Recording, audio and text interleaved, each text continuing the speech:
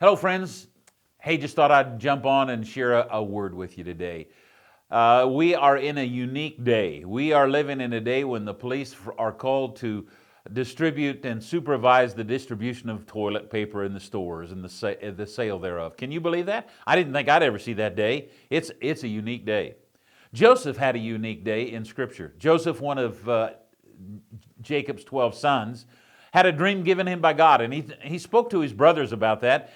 Probably spoke to them in not an appropriate way, and jealousy ensued. As a result, they beat him, threw him in a pit, and sold him as a slave to Midianite traders. The Midianites took him to Egypt, where they sold him as a slave into Potiphar's house. Joseph did excellently there, became ruler of all of Potiphar's household, and then, because he was a man of character, fled from the advances of Potiphar's wife. Potiphar believed a lie about Joseph, and Joseph was imprisoned as a result of his righteousness. He was imprisoned and then began to do excellently there. Grew into leadership of the prison, interpreted a dream for a baker and a wine taster for Pharaoh. And as a result of that, his dreaming skills, his interpretation of dreams came before Pharaoh's house. As a result of that, he interpreted a dream for Pharaoh that spared people in they were going to be 7 years of plenty and 7 years of famine. And as a result of that, his household, his family's household, and many lives were saved and spared.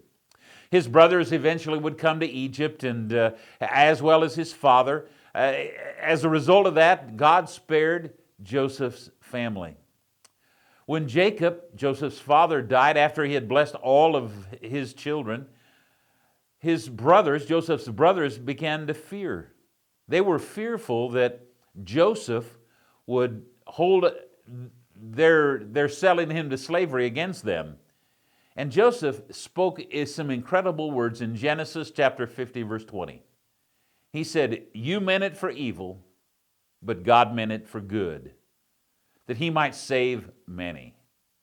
You meant it for evil, but God meant it for good, that he might save many." We're living in a day where we look around and we think, oh my goodness, this is dark and desperate and this is evil. But God takes things that are dark and desperate and he works them for his good, that he might save many. I am praying that we see a day where we see the move of God in a sweeping and mighty way as a result of what we have been through in the COVID-19 crisis.